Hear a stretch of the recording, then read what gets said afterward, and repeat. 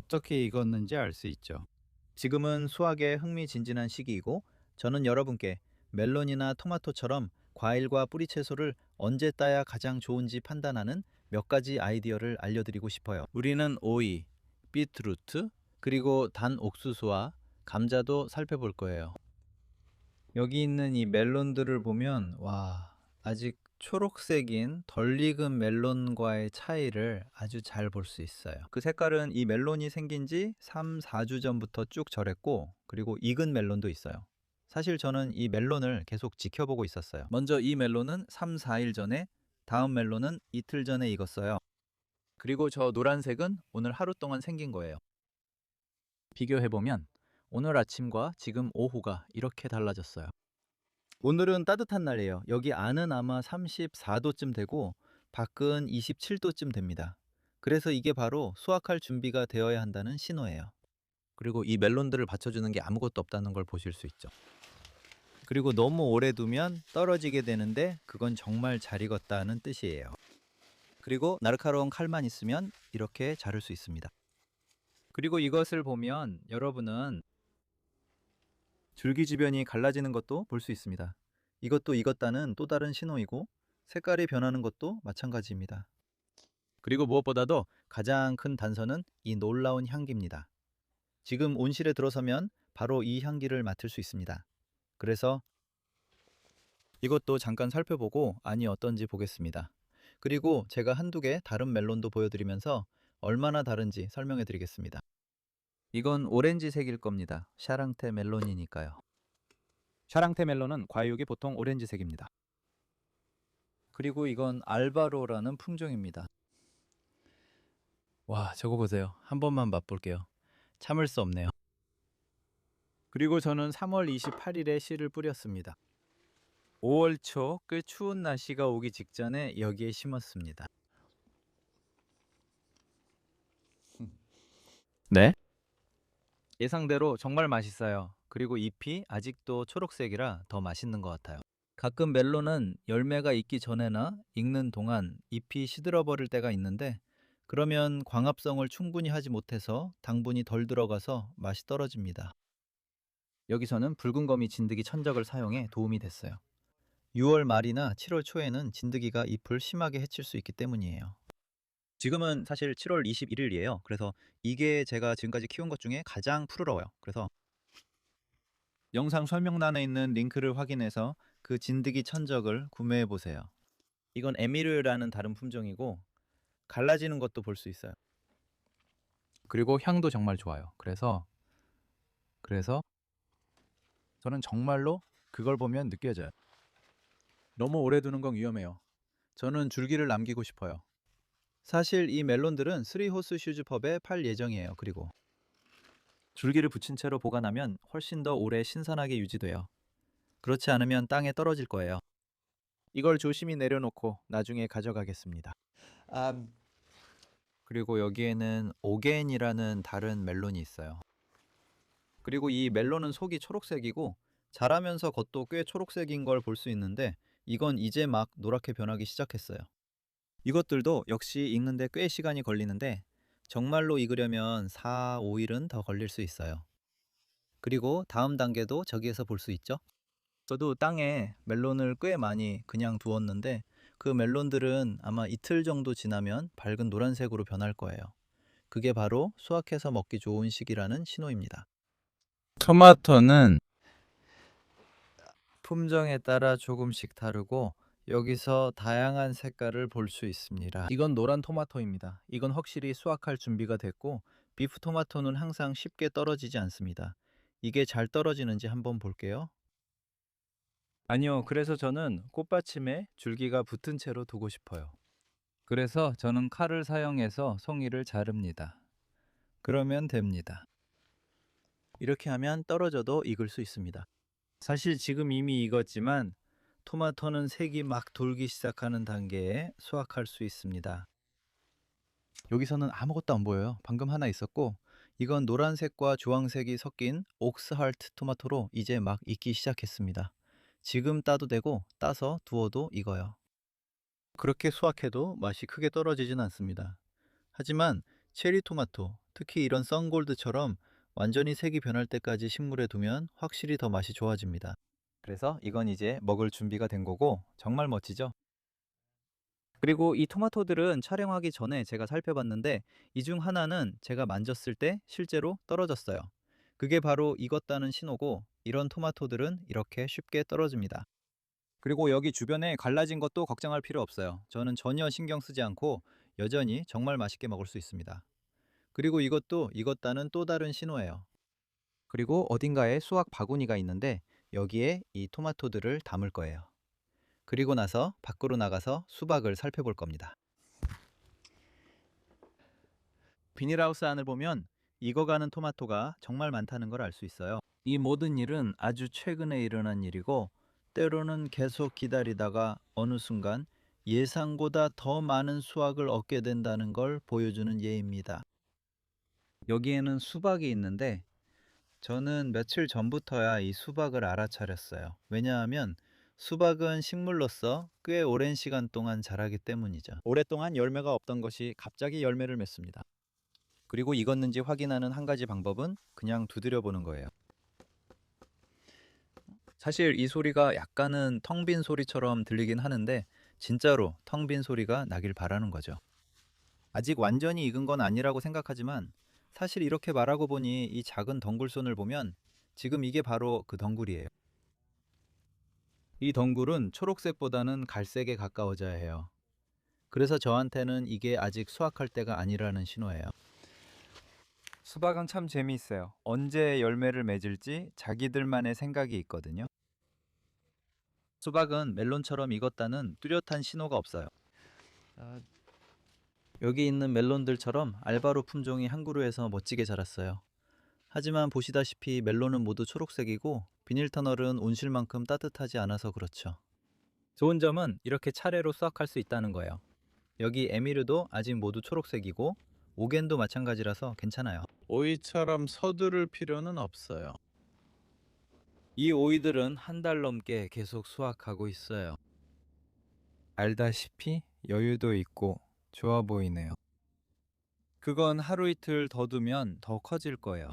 저는 저 시기에 수확하는 게 식물에 부담이 적어 더 낫다고 생각해요. 그것도 요인입니다. 식물이 이 오이를 키우느라 힘을 쓰면 줄기를 따라 위로 올라가면서 새로운 오이를 키울 에너지가 부족해져요. 그래서 항상 그것도 염두에 두셔야 합니다. 토마토도 마찬가지예요. 너무 오래 식물에 달아두면은요, 이 시기엔 식물이 계속 새 열매를 만들고 있어요. 그리고 비교를 위해서 야외 오이도 잠깐 볼 수 있어요. 저건 유인 오이거든요. 영국에서 특히 많이 키우는 큰 오이들은 덮개 아래에서 재배되며 많은 사람들이 이런 오이를 사는데 익숙해요. 수직으로 자라지만 여기 있는 것들은 더 텃밭에서 기르는 밭 오이고 여기에는 두 그루만 있어요. 라디바라는 품종이에요. 그리고 이것들은 준비가 됐나요? 저는 그렇다고 말할 수 있어요. 크지는 않지만 준비됐어요. 이 식물들은 아직 어리고 많이 자라지 않았어요. 이 오이들은 어깨 부분이 부풀기 시작했고 저 부분이 통통해지는 게 보여요. 그래서 저는 저 오이를 따겠고 사실 이 오이도 따겠어요. 그리고 또 다른 신호는 여기처럼 껍질이 손상된 것을 볼 수 있을 때입니다. 그리고 그건 문제가 되지 않아요. 오이는 채 칼로 껍질을 쉽게 벗길 수 있으니까요. 저도 그렇게 해요. 저는 오이 껍질을 별로 좋아하지 않아서요. 하지만 오이의 촉촉한 속살은 정말 좋아해요. 저는 오이에 소금을 조금 뿌려서 몇 시간 정도 두면 그렇게 하면 오이가 정말 달아져요. 이 부작은 식물에서 이렇게 훌륭한 수확을 얻었어요. 비닐 터널에서 키우는 것들보다 심은 지 더 얼마 안 됐거든요. 여기는 그렇게 따뜻하진 않았지만 이제 정말 따뜻해져서 앞으로 훨씬 더 많은 수확을 할 수 있을 거예요. 이제 단옥수수를 살펴보겠습니다.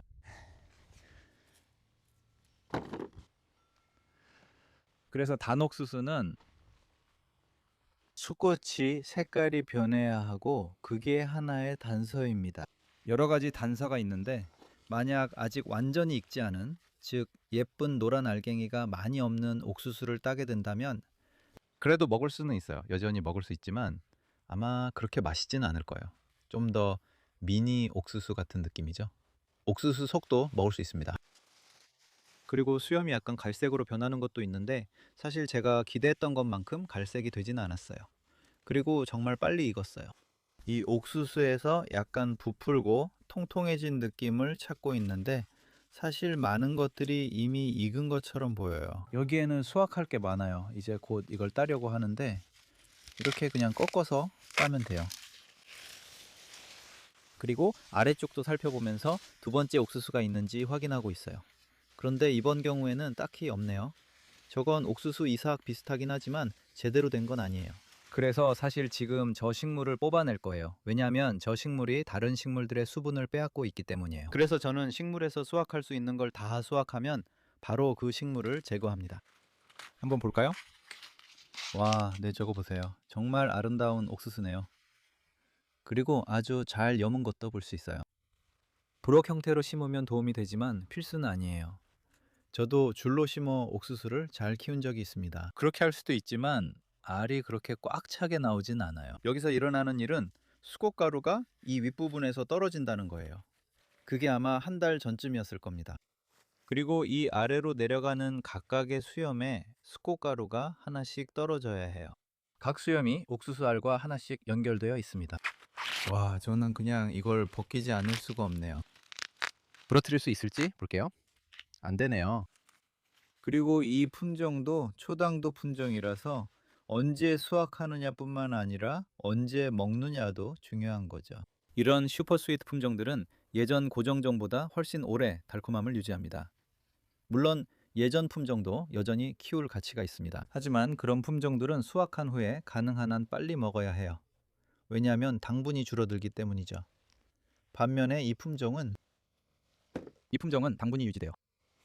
그리고 단옥수수 바로 옆에는 감자가 있어요.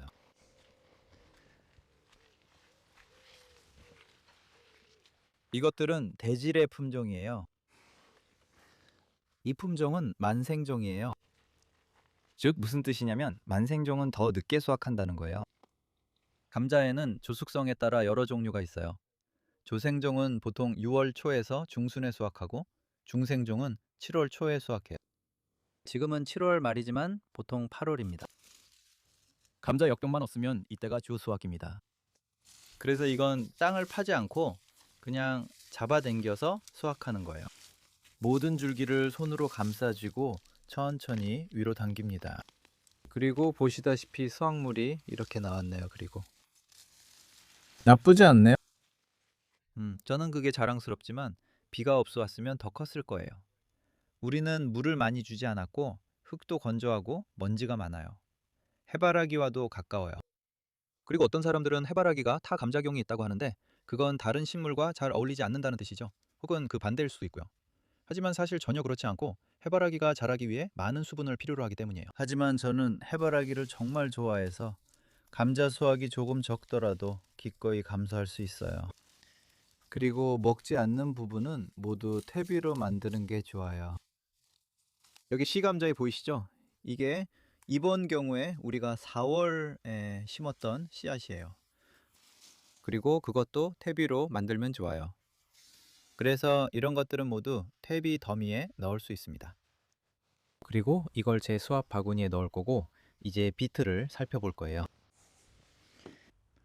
감자에 대해 두 가지 더 말씀드리자면 첫째는 아직 초록색이라 더 자랄 수 있다는 신호라는 점입니다. 특히 물을 주면 더 잘 자랍니다. 그리고 감자들이 꽤 가까이 심어져 있는데 저희가 18인치, 즉 45cm 간격으로 심었기 때문입니다. 감자에게는 특히 만생종 감자로서는 그 정도 간격이 꽤 가까운 편입니다. 여기도 사실 비슷합니다. 비트도 마찬가지예요. 이 비트들은 여러 개를 한 군데에 뿌려서 간격이 1피트나 30cm 정도밖에 안 되게 심었고 바로 옆에 샐러리약도 있어서 꽤 가까운 편입니다. 이건 아주 좁은 공간에서 집약 재배하는 거예요. 그리고 이미 올해 저기에는 당근도 심었었어요. 거기에는 3월에 파종해서 6월 초에 수확한 당근이 몇 킬로그램밖에 안 돼요. 그리고 여러 개씩 함께 키운 이 작은 포기들은 6월 8일에 땅에 심었는데 불과 43일 전이에요. 7주 조금 넘는 기간에 이 모든 걸 해냈죠. 그리고 사실 이게 저를 약간 놀라게 했어요. 왜냐하면 지금 제가 조금 걱정하는 건 비트가 더 커지면서 주변의 수분과 영양분을 더 많이 흡수하게 되고 그로 인해 셀러리학의 성장이 다소 저해될 수 있다는 점이에요. 다중파종을 했을 때는 언제 수확할지보다 여러분이 언제 먹을 준비가 됐는지가 더 중요해요. 필요하면 그냥 그렇게 하세요. 한 무더기에서 큰 것만 비트로 뽑으면 됩니다. 또한 저기서도 똑같이 할 수 있습니다.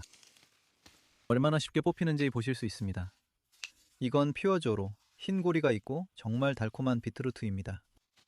그리고 여기에는 플레이밍 배럴이 있는데 이건 좀 더 황금빛, 노란색 비트루트입니다. 다시 한번 이렇게 큰 것을 비틀어서 뽑아낼게요. 그리고 여기서도 이들이 외성 프렌치빈과 얼마나 가까운지 볼 수 있습니다. 그러니까 아시다시피 저는 여기 작은 공간에서 더 많은 수확을 얻기 위해 여러 가지를 동시에 하고 있어요. 충분히 가능한 일이지만 수확을 제때 해줘야 합니다. 그래서 항상 먹을 게 많아요. 이런 문제라면 정말 좋은 거죠. 그리고 이 뒤에는 수확 시기가 꽤 다양한 또 다른 채소가 있는데 그게 바로 샐러리입니다. 그래서 물만 잘 주면 돼요. 오늘은 샐러리에 물을 주지 못했지만 평소에는 물을 잘 줍니다. 그리고 원할 때 바로 먹을 수 있어요. 계속 물을 주면 간격이 좀 좁아도 더 크게 자랄 거예요. 보시다시피 99인치, 즉 22cm 정도밖에 안 돼요. 여기 샐러리가 정말 많아요. 탱고라는 품종인데 4월 초에 씨를 뿌리고 대략 5월 초 중순에 심었어요. 그리고 줄기 바로 아래를 잘랐어요. 이걸 하는 방법은 여러 가지가 있어요. 이렇게 자를 수도 있고 그러면 다시 자라기도 하죠. 사실 저는 그걸 원하지 않아요. 저는 그냥 샐러리를 그냥 한 번만 수확하고 싶어요. 저 모든 부분을 먹을 수 있어. 잎, 줄기 등 모두 활용 가능해. 샐러리는 그런 점에서 가성비가 좋은 채소예요. 이 영상에서 꼭 보여드리고 싶은 게 하나 더 있어요. 오늘 우리는 드디어 적양파를 수확했어요. 적양파는 노란 양파보다 조금 더 늦게 수확되는 경향이 있어요. 제 노란 양파는 사실 로즈드 로스코프인데 저기 한 다발만 있고 바로 이 양파들이에요. 그리고 양파 알뿌리에 얼마나 아름다운 장밋빛 또는 분홍빛 색깔이 도는지 볼 수 있죠. 로즈드 로스코프 윗부분이 씨앗에서 자란 레드바론 적양파보다 훨씬 더 말라 있습니다. 이 적양파도 여러 개를 함께 뿌려 키운 포기예요. 씨앗에서 키우면 꽃대가 올라오지 않아 믿을 수 있습니다. 그리고 이 양파들도 크기가 꽤 괜찮은데 잎이 아직도 얼마나 푸른지 보세요. 양파의 경우 잎이 노랗게 변하는 것만을 항상 기다릴 필요는 없습니다. 하지만 오늘 양파를 뽑기 전에는 아마 줄기의 4분의 3 정도가 이미 쓰러져 있었어요. 우리는 모든 줄기가 제대로 눕혀지도록 이렇게 놓아둡니다. 그래야 목이 잘록해지거든요. 그래서 저장할 때 노란 윗부분만 잘라낼 때 목이 두꺼우면 안 돼요. 그래서 이 양파들은 여기서 약 일주일에서 열흘 정도 더 들 거예요. 햇볕에 놔둬도 괜찮지만 가능하다면 줄기가 아래로 향하게 두는 게 좋아요. 그러면 천천히 익어갈 거예요. 그리고 마지막으로 여기에는 아주 다른 종류의 양파가 있는데 바로 롱 레드 플로렌스 또는 트로피아 롱가예요. 정말 아름다워요. 11월이나 12월 이후로는 오래 보관하기 어렵지만 너무 달고 맛있는 양파라서 저는 키우는 걸 정말 좋아해요. 그리고 이것들도 여러 개를 한 번에 심었고 거기에는 많은 식물이 있진 않았어요. 하지만 이렇게 많은 양파를 수확했죠. 그러니 여러 개 심는 방법이나 다른 주제에 대한 제 다른 영상들도 꼭 확인해 보세요. 무경운 재배 덕분에 훨씬 수월해요. 양파는 잡초 뽑기가 특히 어렵거든요. 그리고 곧 이렇게 아름다운 채소들을 어떻게 키우는지 더 자세히 다루는 또 다른 영상을 공개할 예정입니다.